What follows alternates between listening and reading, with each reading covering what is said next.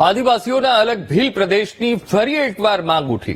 પૂર્વ ધારાસભ્ય અને ભાજપ નેતા મહેશ વસાવાએ ભીલ પ્રદેશની માંગ કરી છે. મહેશ વસાવાએ પ્રધાનમંત્રી અને રાષ્ટ્રપતિને લેખિતમાં રજૂઆત કરી.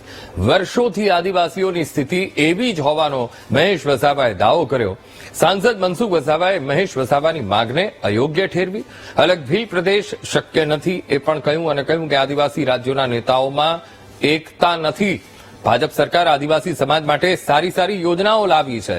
છેલ્લા 20 વર્ષોમાં આદિવાસીનું જીવન ધોરણ એ ઊંચું આવ્યું છે અને વધુમાં કહ્યું કે અલગ ભીલ પ્રદેશથી આદિવાસી સમાજને મોટું નુકસાન થશે. 2009 के अंदर हमने भीलिस्तान विकास मोर्चा की स्थापना की माननीय छोटू भाई की विचारधारा से और हमने अलग भीलिस्तान मांगने की प्रस्ताव रखा था. हम 18 लोग इकट्ठे हुए और हमने देखा कि देश की आजादी के बाद भी अभी तक आदिवासियों की हालत सुधरी नहीं है. इतनी साल होने के बाद ना शिक्षा, ना पानी, ना कोई व्यवस्था और जड़ जमीन जंगल हम बचाने के लिए हमने ये अभियान चलाया था. क्योंकि आधे महाराष्ट्र के अंदर है, आधे गुजरात के अंदर हमको डिवाइड किए हैं, मध्य प्रदेश के अंदर डिवाइड किया है और राजस्थान के. इसलिए पॉलिटिकल भी हमको बहुत बड़ा नुकसान होता है और सामाजिक भी हमको बहुत बड़ा नुकसान होता है.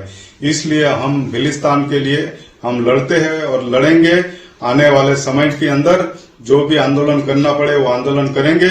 हम चारों राज्य के लोग मिलके जो भी आज लड़ रहे हैं, अगर लड़ने वाले हैं, हम साथ मिलजुल के कहाँ राजधानी बनाना है, क्या करना है वो हम बैठ के सोचेंगे. लेकिन हमारा भीलिस्तान लेके हम रहेंगे. ભીલ પ્રદેશની માંગ કરનારાઓ ભૂતકાળમાં ઘણા બધા લોકો હતા.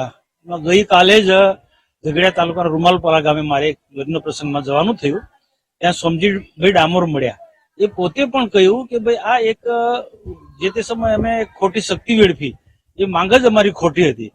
આદિવાસી સમાજને વિકાસના માર્ગે લઈ જવા માટે એવી યોજનાઓ અમલમાં લાવવી જોઈએ જે નરેન્દ્રભાઈ મોદી કરી રહ્યા છે. એટલે વિકાસની વાતો કરવી જોઈએ. અલગ ભીલ પ્રદેશની માંગણી એ બિલકુલ ખોટી છે અને બિલકુલ એમનો એજન્ડા જ નથી. પહેલા એજન્ડા જાહેર કરે કે અમારા ભીલ પ્રદેશમાં કયા કયા રાજ્યો હશે, એનું રાજધાની ક્યાં હશે. રાજસ્થાન વાળા કહે છે માનગઢ અમારી રાજધાની, ભરૂચ નર્મદા વાળા કે મહારાષ્ટ્ર વાળા એમ કહે છે કે અમારી કેવડિયા રાજધાની. એટલે આ એક લોકોને ગુમરાહ કરવા માટેનો આખો આ એક કાર્યક્રમ છે. કારણ કે નરેન્દ્રભાઈ મોદીની સરકાર ખૂબ આક્રમક રીતના, સપોર્ટ રીતના દેશના વિકાસના માટે કામ કરી રહી છે, આદિવાસીઓ માટે કામ કરી રહી છે. એ જ રીતના રાજ્ય સરકાર પણ ભૂપેન્દ્રભાઈ પટેલના નેતૃત્વમાં ખૂબ સુંદર પ્રકારના આદિવાસીઓના ગરીબોના કામો કરી રહ્યા છે. અને સાચો આદિવાસીનો વિકાસ કરવો હોય તો શિક્ષણ પર ભાર મૂકવો જોઈએ.